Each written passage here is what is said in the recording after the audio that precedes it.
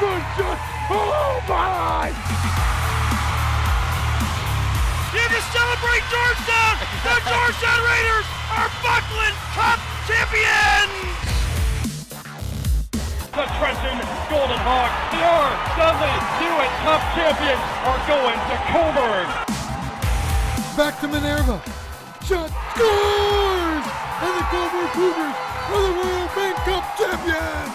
Evans bunting, they score! Frank Poche, the game winner, and the Buckland Cup winner!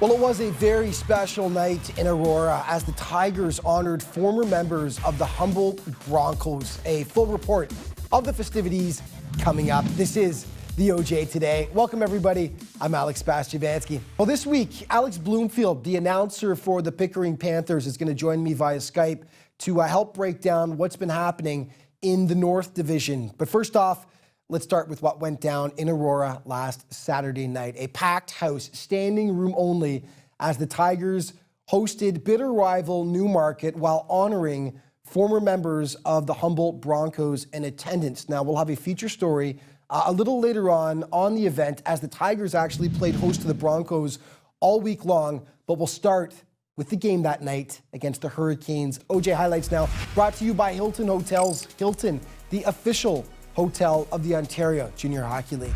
These two teams are bitter rivals right down the road from each other on Yonge Street. That all put aside on this night, though. 1,600 on hand, total sellout at the Tigers Den for Rogers Hometown Hockey, and to honor former Broncos Jacob Wasserman, Ryan Strashnitsky, Xavier LaBelle, and Leigh Matichuk. It was an emotional night. It was a night full of inspiration. As Tigers owner Jim Thompson would later say to me, the game was secondary on this night. It was all about honoring Humboldt. But a game was played. Unfortunately for the home fans, all Newmarket. Isaac Borsch breaking the ice, 8:25 in to make it 1-0 for the Canes. 5 minutes later, Newmarket on the power play. The puck hops right to Jalen Balbosa on the doorstep, and he makes it 2-0. But then the Cats hit back. Check now is Michael Palandra. Peyton Shaley now has it. Looks for the curling drag. He scores! Just with the knocker on, and Shaley buries it wide. And here come the Teddy Bears. The Tigers are the man. I feel like the Amazing Prescott. They call that one, boy. As the Teddy Bears come on to the ice. Ah, you gotta love it. Kevin Dean with the call. All Teddy Bears donated to South Lake Hospital. Great stuff, guys. Second period. Cole Howard in the steal. Feeds Nicholas Cerrone. 3-1 for Newmarket at that point. Then again, the Cats just can't clear the zone. DeMello Smith making them pay, snapping it home. 4-1 Hurricanes. Fully in control after 40 minutes. Final stanza. Brutal turnover by the Tigers here. No other way to describe it. Alex Rodolfi gift wraps it for Claudio De Gasperis. The dishpan soft hands Claudio has. 5-1 the final, but again, this game truly secondary on the night where it was all about honoring the Humboldt Broncos. Okay, the Cougars of Coburg involved in that vicious street fight for first out east, taking on the Junior Canadians. Matthew Mayhew having to come up big early on to keep the Cats at bay. 11:25 in though, Coburg, they do break the ice. Canadians sloppy in their own end. Jason Dashelback says, "Thanks, boys." Rips it past Mayhew to make it 1-0 for Coburg. Soon after, Mayhew tested again, gets his pad down in time to deny Nick Case. Second stanza now, golden chance for the Junior Habs as they steal. Matthew falls as open as a prairie field, robbed by Dershan Stewart, though, flashing the leather for the nice stop. Final 20 now.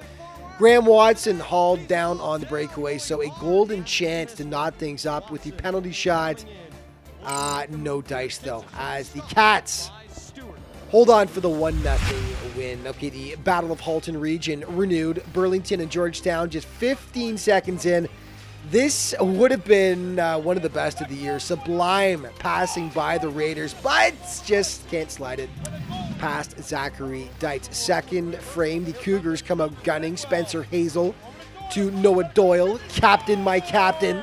The man with the C makes it 1-0 for the visitors. 4 minutes later, however, Burlington getting hemmed into its own zone. Andrew Horsley rips it home and, gets that monkey off his back. First goal in 31 games this season.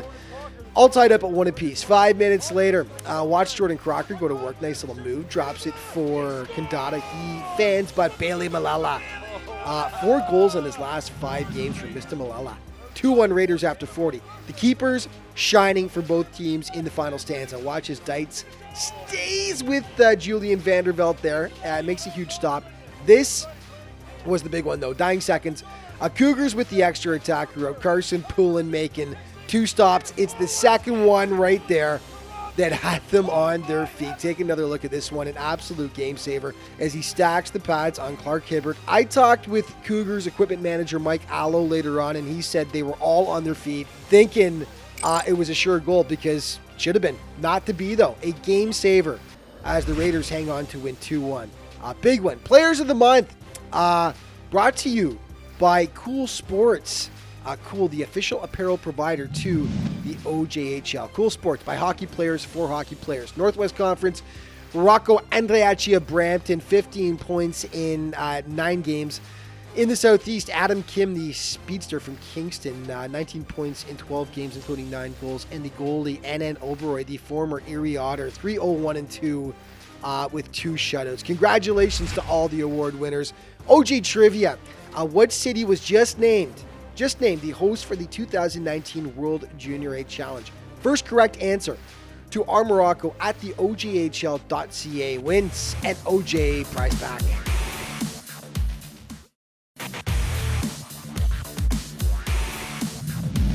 Hey everybody, welcome back to the OJ Today. Well, the Humboldt Broncos bus tragedy that took place in Saskatchewan last April shook our nation to its core. For Aurora Tigers owner Jim Thompson, it had a personal connection as well, as his good friend Chris Joseph lost his son Jackson in the accident. Thompson and his wife Rita wanted to do something to honor the Broncos and some of the surviving members of the team. It goes without saying they went above and beyond last week. Here's a look back at what the Tigers organization did. Former members of the Humboldt Broncos got the star treatment in the GTA last week. Jacob Wasserman, Ryan Strashnitsky, Xavier LaBelle, and Lane Matichuk were the guests of honor, with the OJHL's Aurora Tigers playing host.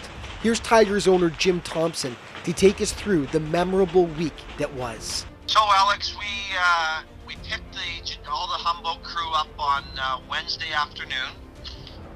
They got in on, I think around 1 o'clock. The last crew came in, which was Chris Joseph, my friend, and his wife, Andrea, who, as we know, sadly lost their boy, Jackson, in the bus crash. Go to the cake that night for dinner where things really got we had a lot of fun, and that's where they really, loosened up. The people in Aurora, came up and introduced themselves. It was really nice to see how quickly the engagement started. Them up in the morning, and we went down to Leaf practice. I spoke to Brendan Shanahan, a former teammate, and he set us up unbelievable. The Leafs, I'll tell you what a job they did. We got to go to practice, but before that, Mike Babcock brought us all into the room, and we got to see their meeting for the morning. So we sat there with all the players as they went through their meeting.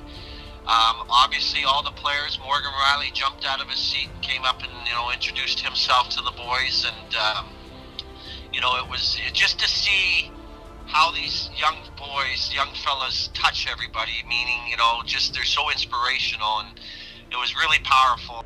We went for lunch, and we were set up to go to the Hall of Fame where Mr. Canada, Don Cherry, surprised the boys, and he actually canceled an important function.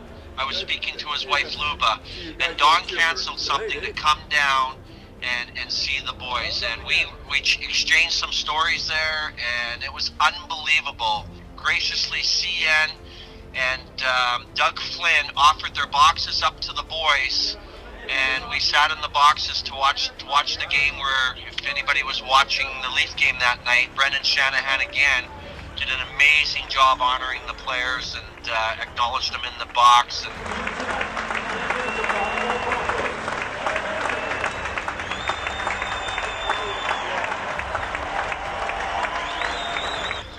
that was too much. It was just heart wrenching and happiness, and from there we went to hometown hockey where we played the Newmarket Hurricanes, and sold out crowd, Alex.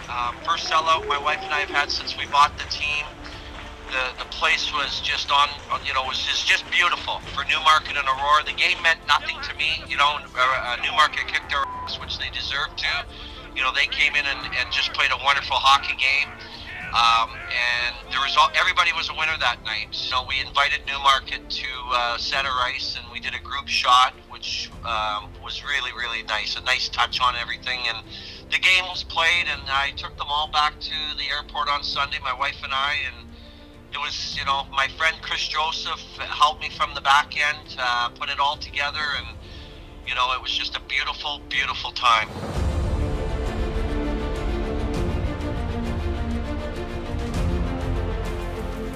A special thank you to Steve Mitchell from Genmark Media for all the fantastic video of the Broncos all week. Okay, Georgetown and Whitby.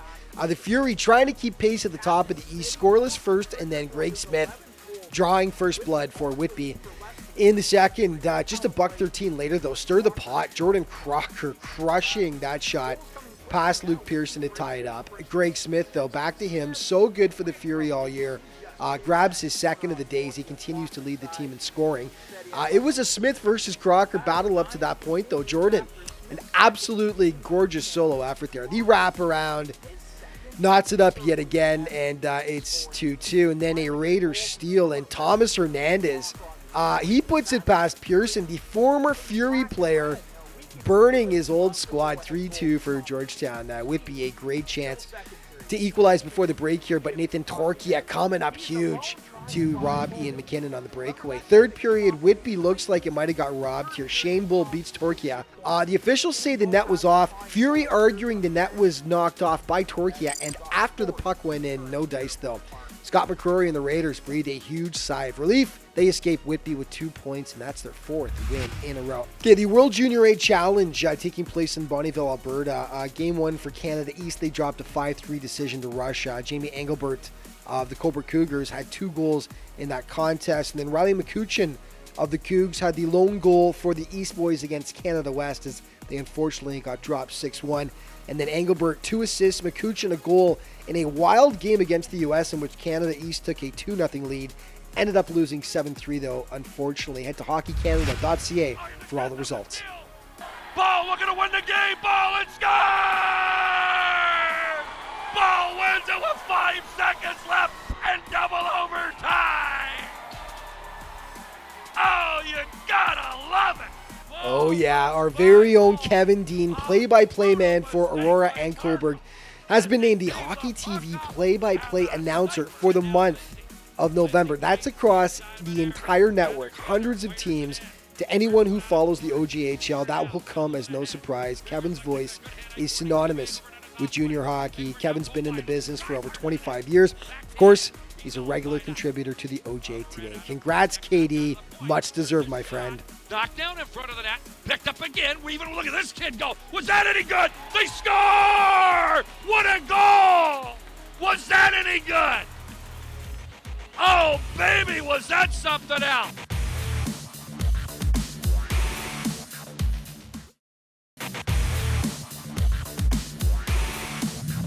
Hey everybody, welcome back to the OJ Today, and joining me for the first time this year, the main man for the Pickering Panthers, play-by-play man, Alex Bloomfield. Alex, welcome back to the show, buddy. It's been too long. Yeah, great to be back for sure. First time this season. Look forward to it. Awesome. We're going to do a recap of the North today. Of course, your Panthers playing in the North. We'll get to them in a moment. We're going to start with the leaders, Aurora. They've been all top all season long, but Markham and Newmarket cut into their lead a little bit over the past couple of weeks. Your thoughts on what you've seen so far from the Tigers? Yeah, they definitely came out of the gate pretty hot. I think a lot of people were expecting them to take a bit of a step back almost to where they are now, but it didn't start the first 2 months of the season like that. Looked like they might repeat what they were doing last year, where they were way out in front. It only got closed in near the end of the season and were the team to beat in the Northeast until Wellington was stocked up come playoff time. But Aurora was, they were hot to start out of the gate, and then last couple months. They're basically 7-7, 500 or so since the beginning of November. Look like a bit of a different team. I think essentially what it is it's similar to last year that Jake Bricknell was a one-man up front, and Joseph Mitzi is a similar situation this year. He's got a little bit of help, but very much so a one-man show up front as far as the real threat offensively, and so teams are starting to figure that out. Otherwise, I think they miss their goaltending a bit from last year, Bradley Van Schubert, so that's brought them back to the pack a little bit. I still do think all around they are the best team in this division, and I think most teams would agree with that, but they are defeatable. I think less fearsome than they were last year. Everyone in this division has already beat them at least once. Of course, losing Kyle Ballers to the OHL Oshawa Generals did not help their scoring there. Markham chasing down the Tigers, trailing by 8 points right now, but they do have 2 games in hand as well. They've been led by Alessio Luciani, who's been amazing, among the top scorers in the OJ all season long. Yeah, Alessio Luciani up front there as well, along with Braden Oban, who returns from Markham. Again, they got a great top line, just like last year. So they were able to replace some of those guys that left. I didn't think a lot of people thought they would be able to do that with Jack Jeffers, Brett Uderkirk, and Lucas Condata on the way out. They were able to replace that essentially up front with Oban, with Luciani, and I mean, other guys defensively, Devin Maye have really filled in. They can score goals. The Markham Royals, they're top 5, I believe, in goal scoring. That's not where they are points-wise, but they're a fearsome team offensively. They just got to keep the puck out of their own net at the same rate in order to get to that next step. That's something that it will come along. Potentially could vault them up and into second solidly in this division if that back end comes along. But yeah, up front, they're up there with the best in the league. Newmarket hovering right around that 500 mark as well. They can't seem to go on any type of a significant run so far. Win one, lose one. What have you seen from the Hurricanes so far? 2 big wins over the Tigers, we have to say as well. But what's been your impression of the Canes so far? I think they're the hardest team for me to evaluate right now. I think you nailed it right on the head. They one step forward, one step back. It's sort of been that way all season for them. Honestly, their special teams have probably been the brightest spot. They're top 6 in penalty kill and power play, which is impressive, again, for a team that's in the lower mid-range of the league overall. But yeah, they do seem to be behind a bit of last year's 73-point team and not showing signs of really jumping forward yet. Really, I think that the jury's out on Newmarket at this point as to where they will end up. They could go either direction in this division. They've been pretty quiet as far as changes go, so we'll see if anything comes down towards the trade deadline. Well, okay, let's move on to the Panthers now. You know Pickering better than anyone else as the announcer for the Pickering Panthers. After a huge turnaround season last year for the Cats that you were so excited about, the team was so excited. They were expected to make another big step forward this year. Hasn't happened, though, despite having NHL draft pick Dustin McFall back in the lineup. So from what you've seen in Pickering, what's been the problem so far? Give us a couple of bright spots, too, obviously, but why have they not advanced this year? I think a number of factors. I think probably the biggest one would be a lot of their returning players, and they have a decent amount for an OJHL team. Those players didn't take the step forward. They sort of returned at the same levels they were last year. I think a lot of people were expecting them a year older to really have a lot of their guys that were returning to step up and push them that next step up the division. That hasn't happened yet, so they had to look elsewhere. Offense has been not clicking all season long. There have been really no answer for that for the Pickering Panthers. That is their biggest weakness by far, is scoring goals. They're second last in the league by a wide margin. But they've managed to win some games regardless of that. Tanner Shepard's provided some stability between the pipes, which wasn't there to begin this season. So that is encouraging for Pickering as they try to get out of this. And frankly, they were on an 8-game road trip for a big portion of the last month. They're coming back, and I think what's going to make or break Pickering season is this upcoming stretch. 10 of 11 at home, 6 against divisional opponents. We'll see if they are in with the Newmarket and Markhams, or whether they're going to be battling to hold off Stouffville down the rest of the stretch to just be a bubble playoff team like last year. Yeah, Stouffville, speaking of the Spirit, in last place in the Northwest. Obviously had a tough go of things so far. On the plus side, they do have an NHL draft prospect, Costa Manikis, leading the way for him. He's a pleasure to watch. He's been a bright spot. From what you've seen so far of the Spirit, what's going on with them? Yeah, I thought, honestly, in the first month or so, they were going to, fade away and be significantly far back in this division. They looked like they were about to throw in the towel, but they have turned it around. They started to pick up a few victories, especially within the division, which has kept them, hanging around with some games in hand as well at this point. So they're not a team that's ready, I think, to fade away all the way to the bottom, even though they are at the bottom right now. So yeah, they're hanging around. So something interesting with them. Damon Beavers provided some stability in the pipes for them as well. That's helped. But yeah, definitely the huge bright spot there being Manikas, just to watch him, and as the NHL scouts are watching him. But just can't get anything going. That power play is one of the worst we've seen in the OJHL in the past couple of years at about 8%. Yeah, okay, give me about 20 seconds here before we go. Aurora, what happened this past weekend? Honoring the Humboldt Broncos. Great stuff, wasn't it? Yeah, just to sum it up, I'd say it's classy. It's good for the league nationwide. And just definitely a great thing to see happen here in Ontario to invite those guys in. Absolutely. Alex, we're going to have you on again this year. It's too bad it took so long to get you on the first time. My fault, not yours. But we will have you on again. Thanks so much, buddy, and we'll see you next time. No problem. Talk to you soon. Okay, more J Today coming up in just a moment. Franz in the other direction now. Fires off the rush, and he scores. Joseph Franzen. No screen, but a lot of power on the wrister. And the Panthers have tied it at 1.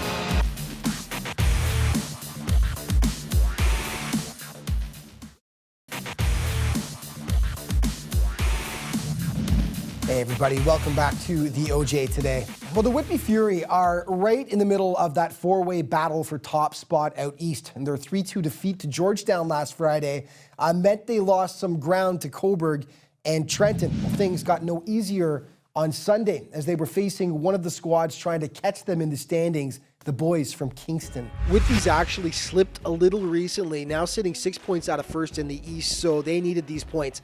4-11 in, Alexei Masenko making a few stops here before Ian McKinnon finally says, enough of this. Rips it top shelf, 1-0 for Whitby, 10 goals for IMAC now on the season. Late in the frame though, Andrew Suriath from his back setting up Adam Kim. You will see that again in the plays of the week. No scoring in the second, off to the third.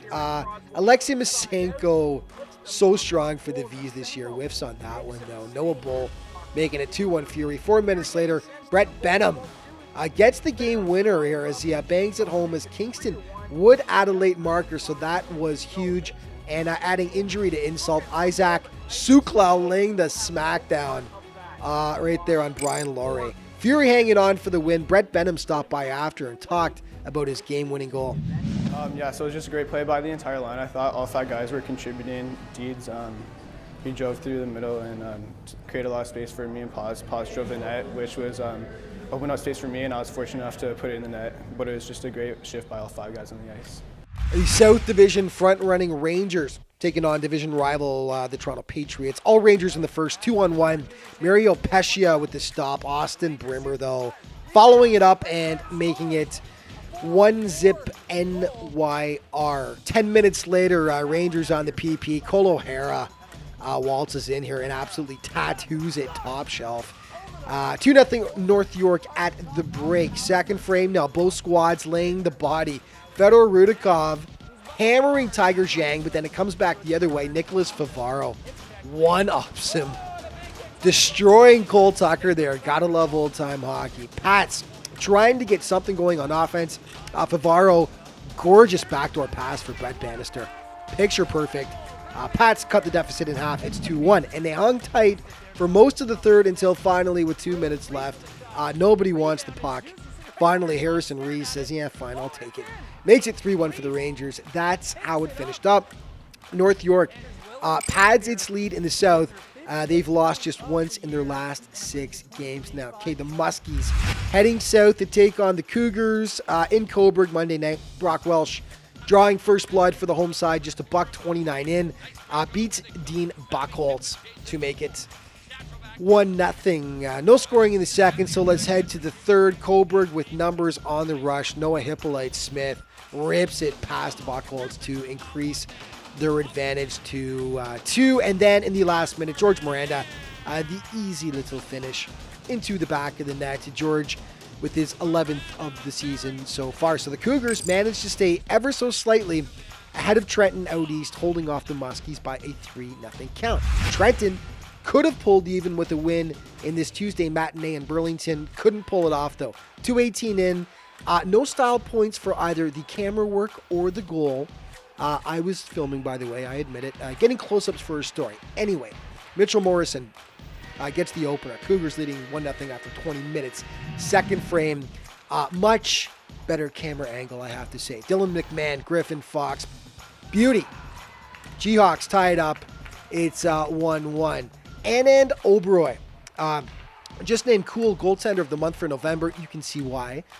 Making one of the stops of the week right there on the Evan Benwell breakaway. Nothing Oberoi could do about this one, though. Makes the initial stop here, but the rubber is going to come back to Clark Hibbert, and Powell tattoos that one past Oberoi. And the Cougars retake the lead. It's 2-1. They come oh so close to making it 3. Mad scramble up front, but the net comes off and the puck stays out. The teams would trade goals in the third, but ultimately the Cougars come out with the 4-2 win over a powerful Trenton squad. That had a big effect on things. Standings by Jostens, let's find out how. Official ring and award supplier to the OJHL. In the West, that win took Burlington above Georgetown now by a single point, but Oakville leading the way, followed by Buffalo, Brampton, the Cougars, the Raiders, and Brantford. In the North, Aurora, 8-point lead over Markham, followed by Newmarket. They've cut into the Tigers' lead a bit now, though, followed by Pickering and Stouffville. In the South, North York, 11-point bulge over the JRCs, followed by St. Mike's, the Patriots, and the Chargers. And out east, Cobourg and Trenton have got a little bit of separation now over Whitby and Wellington, followed by the Kingston Vs and the Lindsay Muskies. Okay, the top 5 for this week brought to you by Chaos. Chaos, the official hat provider to the OJHL. Number 5, Aurora's Peyton Shaley with the sweet little curl and drag against Newmarket here. And beautiful. That released the Teddy Bears on what was absolutely a great night in Aurora. Number 4, Anand Oberoi, as mentioned, just named the Cool Goaltender of the Month, and he will get down to deny Evan Benwell on Tuesday. Nice pad save. Number 3, Cobourg's Dershan Stewart on the Canadians' Matthew Falls, flashing the leather to deny him. Great glove hand save. Number 2, this play is all Adam Suryath. V's against Whitby. Yeah, you got to watch this one again. Makes a beautiful first move here, and then as he's falling from his back, gets it to Adam Kim for the finish. That's absolutely gorgeous. Number 1, Burlington, Georgetown. Last seconds of the game, Carson Poulin, absolute larceny on Clark Hibbert, stacking the pads to make the huge stop. This was an absolute game saver, and it is our Chaos Play of the Week.